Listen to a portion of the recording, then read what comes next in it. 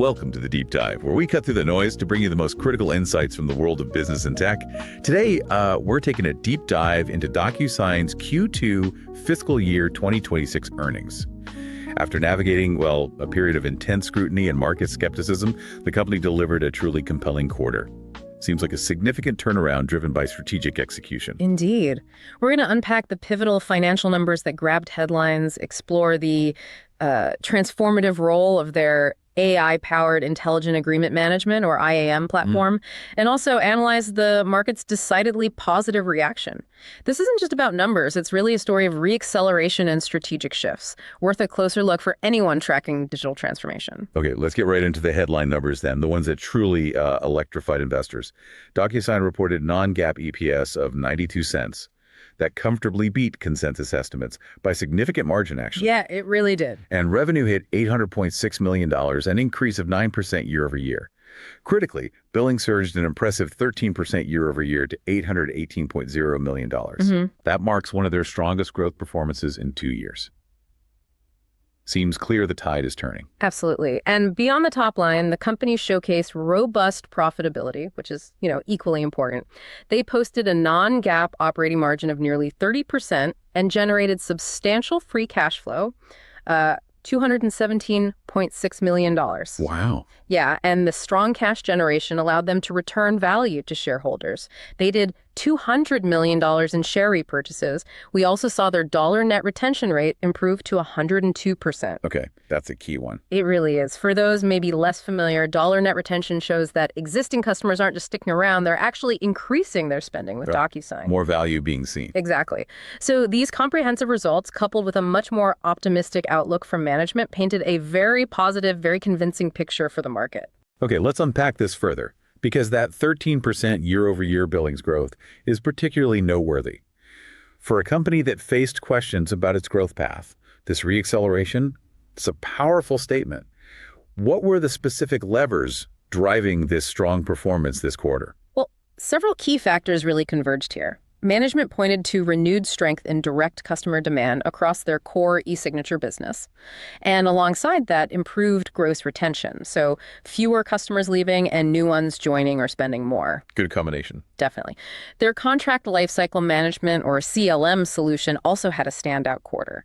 It achieved one of its best year-over-year quarterly bookings growth rates in several years, actually. Really? Any examples? Yeah, they gave one. T-Mobile, for instance, leveraged DocuSign's CLM to cut agreement processing time by a remarkable 44%. 44%, that's significant. It really is. Shows the real-world impact. Furthermore, they saw a benefit from some early renewals and a slight but beneficial shift towards annual billing contracts. Helps lock in revenue, Makes sense. And what's crucial here is that management clearly stated the Q1 stumble. Remember that. Yeah, the billings timing issue. Exactly. Primarily related to some internal timing from sales comp adjustments. They said that's been fully addressed. This quarter truly marked a narrative shift, demonstrating effective problem solving. That's a powerful turnaround story. So, okay, what does this all mean for the Intelligent Agreement Management, or IAM, platform? CEO Allan Thygesen has consistently highlighted IAM as like the absolute cornerstone of DocuSign's future strategy. Are we truly seeing that vision materialize now?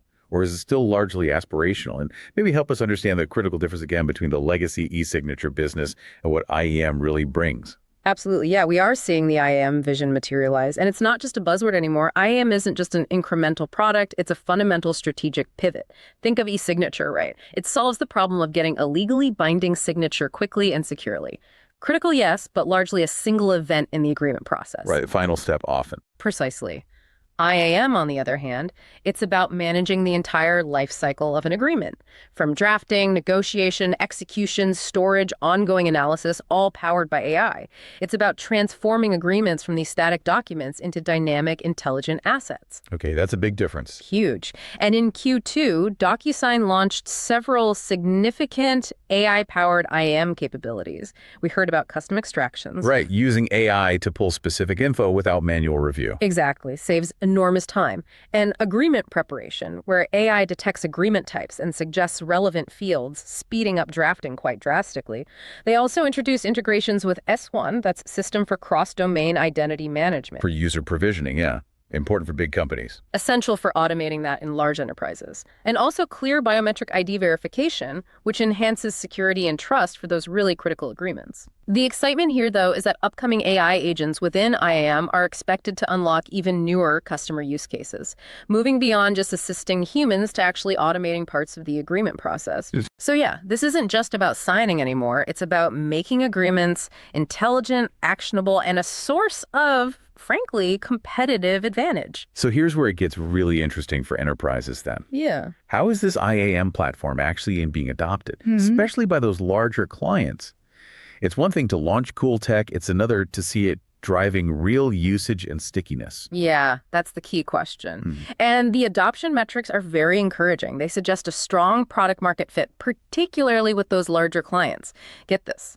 The number of documents ingested into DocuSign Navigator, that's their intelligent repository where agreements become searchable and actionable, has surged over 150% in just the past 2 quarters. Wow, 150%. Yeah, it means customers are actively processing tens of millions of agreements monthly through this system. That's not theoretical. That's massive real-world utility. Okay. Furthermore, management noted that over 50% of their enterprise account reps closed at least one IAM deal in Q2, and the average IAM customer deal size actually increased. Very strong signals that enterprises aren't just dabbling, they're making meaningful investments in the platform. DocuSign remains firmly on track for IAM customers to represent a low double-digit percentage of their subscription book of business by year-end.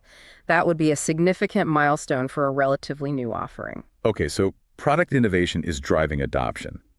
But beyond the product, management also implemented those significant go-to-market changes back in Q1 to reignite sales. Yeah. How are those strategic shifts playing out on the ground? Are they translating into tangible results? They are indeed. The sales re-segmentation and the new performance-based comp plans that were put in place, they're showing early but very promising success.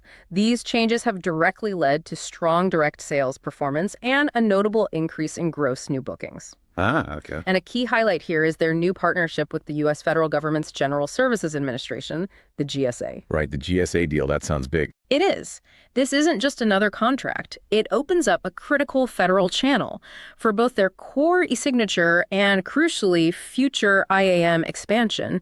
Management views this as a big growth opportunity, especially considering the federal market is currently, well, a relatively modest contributor to their overall business. It's a vast, untapped market for them. Long runway there. Potentially, yes. And moreover, their largest deal in Q2 was actually transacted through the Microsoft Azure Marketplace. Oh, interesting. Through a partner channel. Exactly. Demonstrating expanded channel reach and showing DocuSign is diversifying how and where it reaches customers, moving beyond just direct sales. Okay, makes sense. Let's pivot then to the outlook. What guidance did DocuSign provide for Q3 and the full fiscal year 2026? And how does this reflect their current momentum? Are they signaling continued strong acceleration or maybe a more tempered, steady growth path? Well, they provided a very positive outlook. Importantly, they raised their full-year guidance.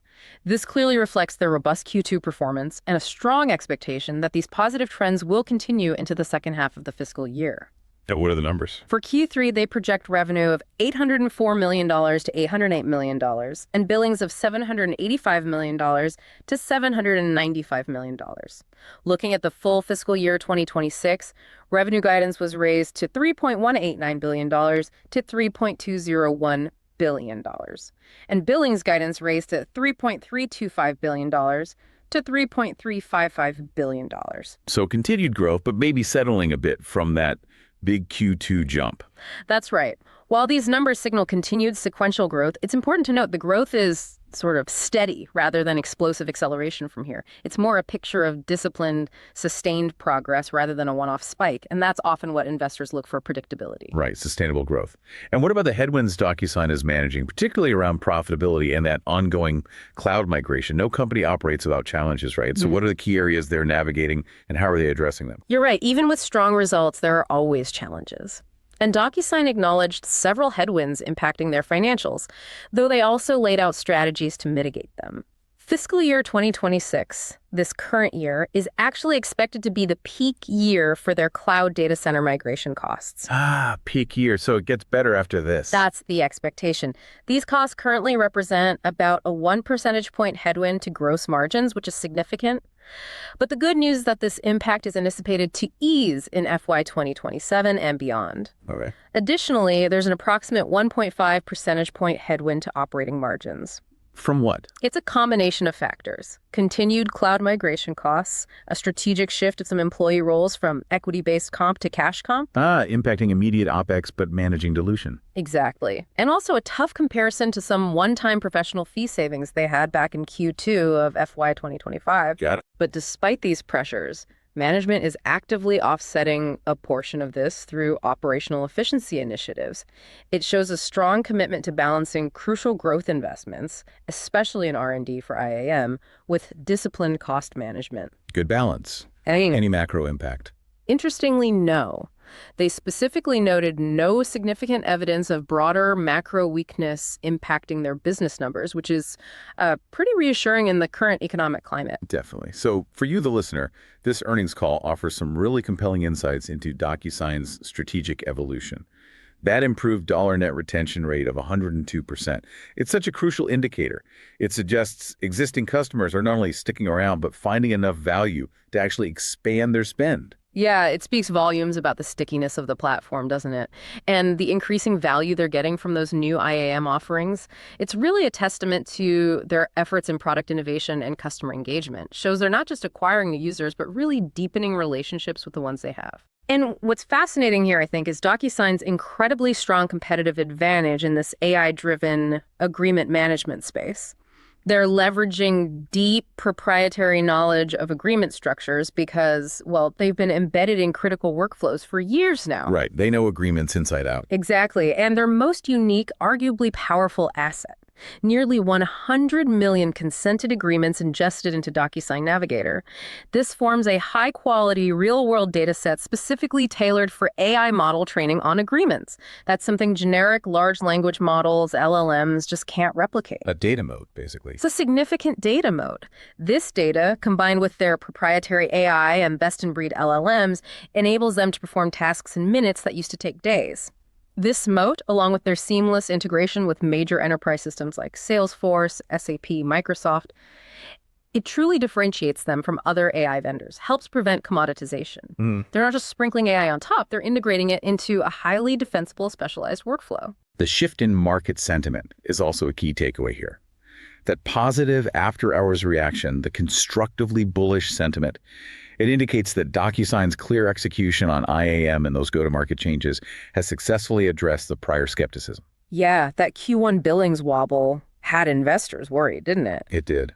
But this quarter seems to have effectively calmed those fears. Right. And it validates management's vision of transitioning, from being just a single product leader to becoming a true AI-driven agreement platform, aiming for that sustainable double-digit growth. So what, to your mind, stands out most here in how they've managed to, turn the ship around? I think what truly stands out is the intentionality behind it all. It wasn't just about fixing a Q1 hiccup. It was about a comprehensive strategy, moving beyond e-signature, which, while foundational, definitely faced commoditization pressure. Right. The intense focus on IAM, the disciplined R&D investment, the strategic recalibration of their sales force and channels, including that significant GSA partnership we talked about, it all points to a deliberate, well-executed plan.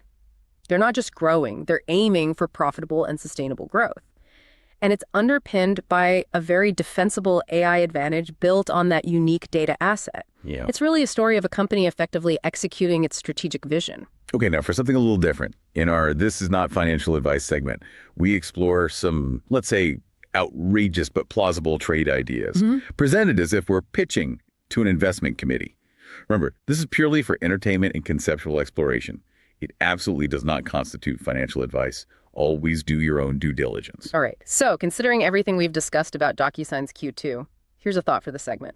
A long position in DocuSign, targeting significant upside over, say, the next 12, 18 months. Okay, long DocuSign. What's the outrageous part? The outrageous part? Well, DocuSign was recently in the investor penalty box for a reason. There were genuine growth concerns. They still face those ongoing cloud migration cost headwinds we discussed. And the AI software space is fiercely competitive. Lots of players vying for a piece of the pie. It's far from a sure thing. Definitely not without risk. Yeah. So what's the plausible part there? Or the plausible part. Okay, Q2 results were a decisive beat across the board, backed by raised full-year guidance, demonstrating strong execution and a real strategic shift. That's point one. Point two, the traction of the Intelligent Agreement Management platform is undeniable. Significant enterprise adoption and that unique data moat, nearly 100 million consented agreements specifically for AI training. That data moat again. It's a powerful, difficult-to-replicate asset. Point three, the new GSA partnership provides a clear long-term runway into the massive yet relatively untapped federal market. And finally, management is showing a disciplined approach, balancing critical R&D for IAM with strong operational efficiency, returning capital via buybacks, aiming for profitable double-digit growth. So intelligent growth, not just growth at any cost. Exactly. This isn't just a growth story. It's a story of intelligent, sustainable growth underpinned by a defensible AI advantage. And the market's 7% after-hours appreciation. That validates this turnaround narrative, signals that the smart money is starting to believe in this new DocuSign. Plausible, right? Plausible indeed. Right. Okay, let's recap. DocuSign's Q2 fiscal year 2026 earnings call painted a clear picture, strong financial performance, and renewed strategic momentum. The success of their AI-powered IAM platform and those effective go-to-market changes are clearly driving growth, overcoming earlier challenges, and setting the stage for what management hopes will be sustained, profitable, double-digit growth. Indeed. The focus now really shifts to continued IAM adoption and expansion, successful execution within that federal channel via the GSA deal. And of course, how management further differentiates its AI-driven agreement management offerings in what remains a very dynamic and competitive market. And that's our deep dive into DocuSign's latest quarter. Thank you for joining us on the deep dive. Remember, all information presented here is for informational purposes only. It is not financial advice. We strongly encourage you to consult with a qualified financial professional before making any investment decisions. And as you reflect on DocuSign's trajectory, maybe consider this provocative thought. With nearly 100 million consented agreements forming such a powerful AI-fueled data moat, what new, maybe unforeseen applications or insights might DocuSign unlock in the future? Things that could fundamentally redefine how businesses manage their most critical documents, going far beyond just signing them. Something to think about. We look forward to having you with us next time.